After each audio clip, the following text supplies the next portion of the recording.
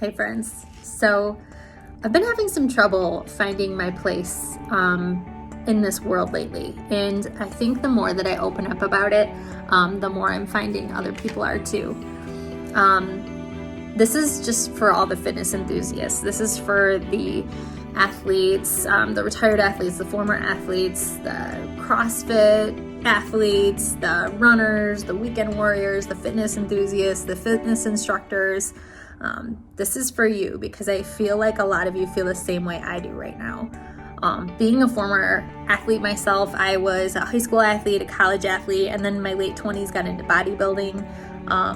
I lived my life for the past 5 years for my body. Like, I counted macros very, very strictly. I never let myself go out and have fun. If I did, then it was punishment for exercise the next morning. It was running or going on the elliptical an extra hour.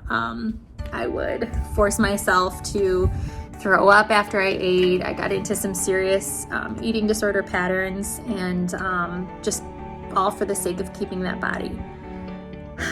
After I competed, I lived my life every week like it was peak week. Like, okay, well, once I get down back closer to my stage weight, then I'll be happy. Then I can start back up to maintenance. Then, I can start loving myself. But I can't do it until I have the six-pack abs, until I lose those last couple pounds. I just got to be stricter. I got to be better. I got to have better willpower. And it took over my mental health, and it took over my life. And honestly, I've lived that elite life without being an elite athlete. I wanted the body. I wanted to try and have that balance, but never could. Genetically, I'm not meant to be lean. And I forced myself into leanness because I thought that if I lost it, then people wouldn't love me anymore. Then they wouldn't appreciate me anymore. Then I wouldn't be of value to them anymore. My biggest fear was becoming inadequate to my friends and to the people that I didn't even know. My biggest pleasure in life was when somebody would come up to me and say, wow, you had 2 kids? You have 2 kids, that's amazing. Or, wow, I can't believe you're in shape. Look at how in shape you are. Like, I lived for that. And it was exactly that outside validation that kept me going. Well, when I didn't hear it, it was, okay, well, clearly I'm not good enough for these people yet. So it was lose a couple more pounds. It was go down a couple other 100 calories a day and get a little bit leaner, and then you'll be more loved. My identity was wrapped up in my body and how it looked. And I've lived that life, and luckily have come out of it.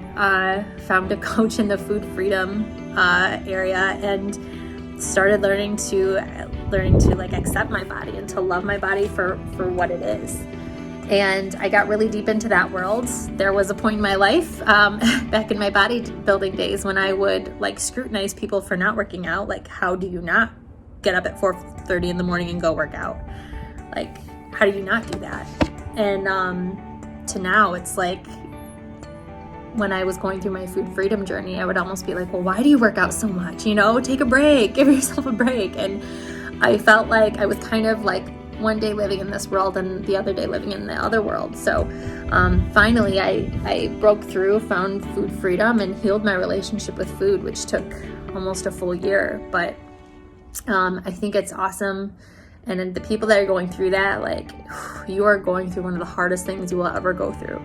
But now I'm in this space where I don't feel like an athlete anymore. I don't play the role. I certainly don't look the role. I don't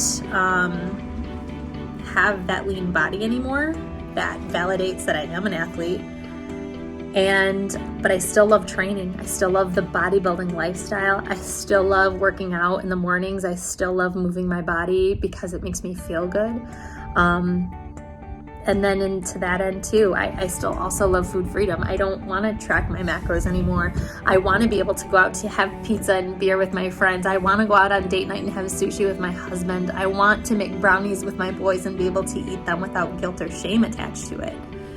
And I feel like right now, most people are either stuck. You're stuck in either world of, well, if I'm going to be an athlete and train like an athlete, I'm not going to work out if I can't look the part. And then you're also stuck in this other side of the world of, well, I'm going to have all this food freedom, but I feel like I can't work out as much anymore. Or that I'm being bad if I am working out too much. So I wanted to create this space of bridging the gap between fitness and food freedom, because I do believe that it has so much to do with your self-worth. Like, we're as weekend warriors, as fitness enthusiasts, we're usually teeter-tottering back and forth hard to either side. And I want to break that teeter-totter and find that balance. I want us to feel like we have a home, because right now I don't feel like the balanced fitness enthusiast has a home. Like, we're not athletes anymore. Maybe we might do some marathons or half marathons or 5Ks, or we might do some CrossFit competitions, or we might, I don't know, like go running or be a part of running clubs or lifting clubs, whatever it might be. We might love our classes or, at the gyms or anything like that, which is totally awesome. But then you probably feel like you have to like live in that world and eat the macros, or eat, paleo, or eat keto, or eat like a runner does, or however you might feel like you have to do it. But I want to bridge the gap between that and food freedom, between athleticism, weekend warriorism, and fitness enthusiasts. And I want us to know that, like, we have a home. Like, we still belong in this world. We still matter in this world. We don't have to pick sides, because we can have both. We're not elite anymore, which is fine, because to be elite means you have no balance in your life. Like, we've lived that life. We've had that part. Now let's bring in some sustainability. Let's bring in some, marry that between the two, like between the food freedom and the fitness world. So that's what I'm here to do. That's what this whole journey is all about, is I want to create a home for those people that feel like they don't have one. And I'm not just talking about those fitspos on Instagram that pretend like they have the balance, because, they'll post, oh, see, I'm having a salad and I'm eating that cookie. And, we don't see the behind the scenes that, that salad didn't really fill them up, so they binged afterwards, or that one cookie that they ate turned into 5, and we don't see them punishing themselves on the elliptical or the treadmill the next day, or throwing it up afterwards, because I was that fitspo at one time.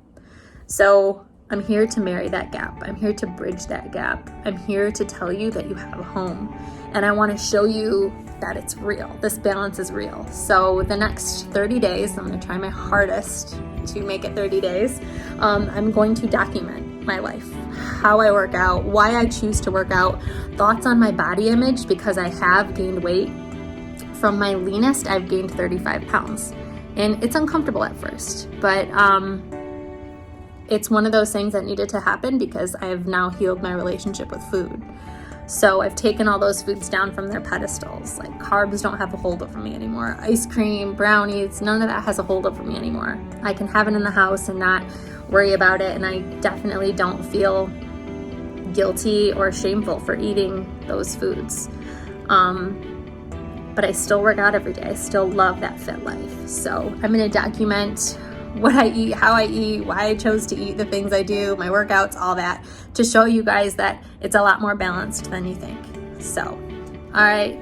I hope you guys stay with me. I hope you enjoy it. See you tomorrow.